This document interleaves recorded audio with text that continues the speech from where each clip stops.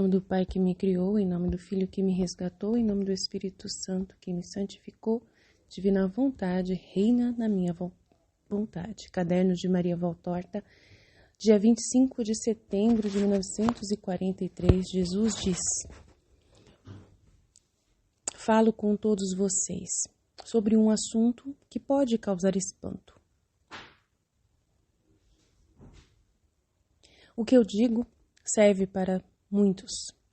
Serve para corrigir um e mais erros, cada vez mais enraizados no mundo. O mundo hoje está dividido em duas grandes categorias. A primeira, que é vasta, é a dos inescrupulosos. Esses que nem são humanos e nem espirituais. A segunda categoria é a dos medrosos, que, no entanto, se divide em duas outras classes, os medrosos com razão e os medrosos modestos. Falo para a primeira grande categoria e para a segunda turma da segunda categoria. O casamento não é reprovado por Deus, tanto que fiz dele um sacramento. E aqui nem falo do casamento como sacramento, mas do casamento como casamento, que Deus, o Criador, fez ao criar o homem e a mulher, para que se unam em uma só carne, que uma vez unida, nenhuma força humana pode nem deve separar. Vendo sua dureza de coração cada vez mais dura, ó homem, mudei o preceito de Moisés, substituindo-o pelo sacramento. O objetivo do meu ato foi dar um auxílio à sua alma contra a sua carnalidade animal e um cheque contra a sua facilidade lícita de repudiar o que elegeu anteriormente para passar para novos cônjuges ilícitos, em detrimento de suas almas e das almas de suas criaturas. Engana-se quem escandaliza uma lei criada por Deus para perpetuar o milagre da criação, e geralmente estes não são os mais castos, mas os mais hipócritas, pois os castos só veem no casamento a santidade do propósito, enquanto os demais pensam na materialidade do ato, como aquele que, com uma culposa frivolidade, acredita poder superar impunemente minha proibição. É superar de forma impune, minha proibição de passar a novos amores, quando o primeiro não foi resolvido pela morte ainda. E assim é adúltero. E adúltero e maldito é o vivo que rompe uma união anteriormente desejada por capricho de carne, do sexo, ou por impaciência moral, porque se ele ou ela diz que o cônjuge agora é motivo de peso e repugnância, digo que Deus deu ao homem reflexão e intelecto, inteligência, para que ele use o casamento, e ainda mais ele o usa em casos de tão grave importância como o treinamento de uma nova família.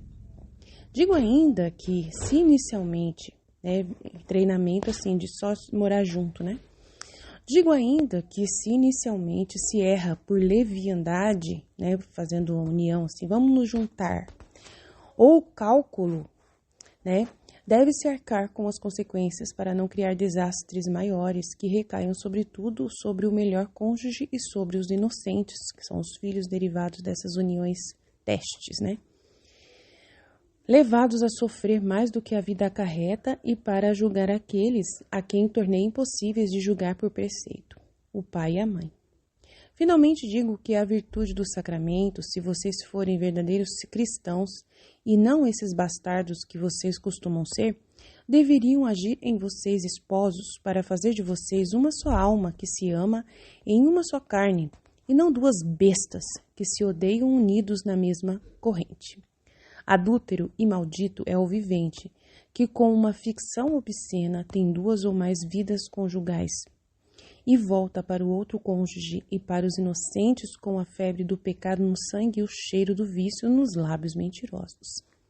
Nada torna lícito que vocês sejam adúlteros, nada. Não o abandono ou a doença do cônjuge, muito menos seu caráter mais ou menos odioso.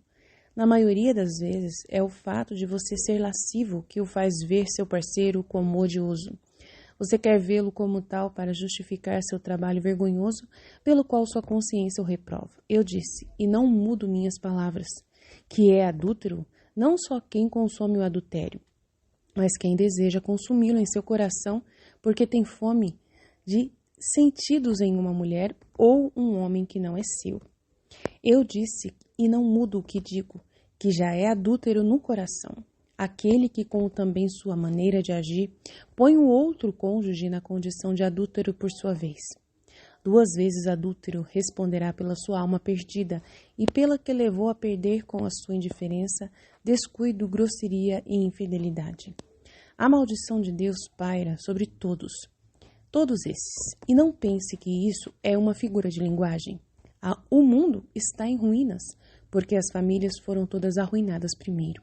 O rio de sangue que vos submerge teve as suas margens desmoronadas pelos vossos vícios individuais que levaram governantes, mais ou menos grandes, de chefes de Estado a chefes de aldeias, a serem ladrões e valentões para terem dinheiro e prestígio para suas concupiscências. Olhe para a história do mundo, ela está cheia de exemplos.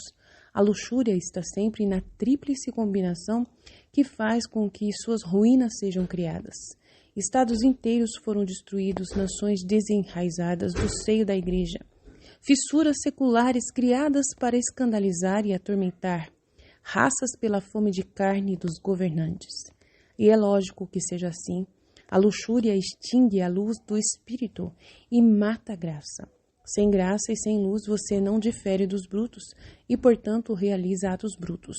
Vá em frente se quiser, mas lembrem-se, vocês perversos, que profanam os lares e corações de seus filhos com seus pecados que eu vejo, lembro e espero por vocês, no olhar do teu Deus que amou as crianças e criou famílias para elas. Verás uma luz que não gostarias de ver e que te atingirá um dia. Continuação do Caderno de Maria Valtorta, dia 26 de setembro de 1943. Jesus diz: Tu lestes no meu evangelho a humilhação do filho pródigo, que esbanjou em vícios as riquezas, recebidas do pai, e é reduzido a guardador de porcos. Mas você acha que isso é o cúmulo da abjeção?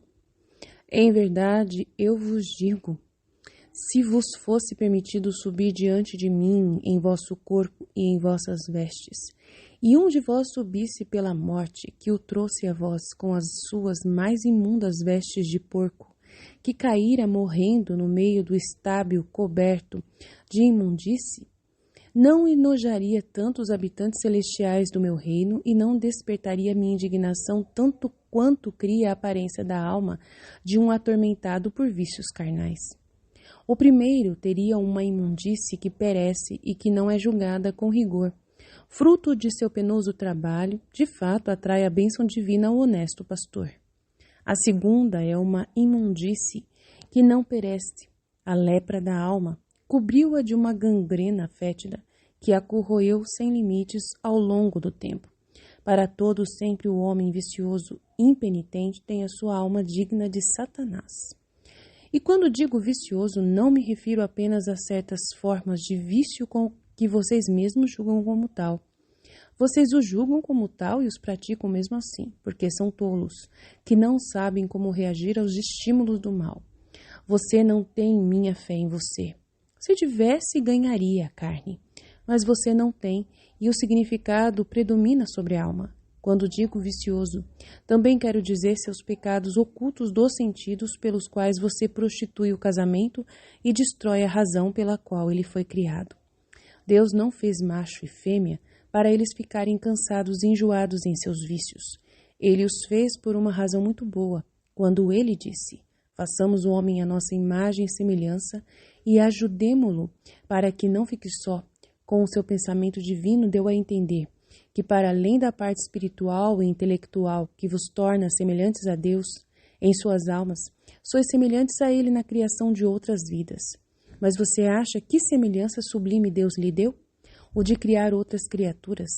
Vocês também, criadores, ou homens e mulheres que se casam, criadores de homens como Deus eterno. Bem, o que você fez com esta missão? Invejem contra a culpa de Eva, Vocês, mulheres, quando sofrem, amaldiçoem a culpa de Adão, vocês, homens, quando trabalham.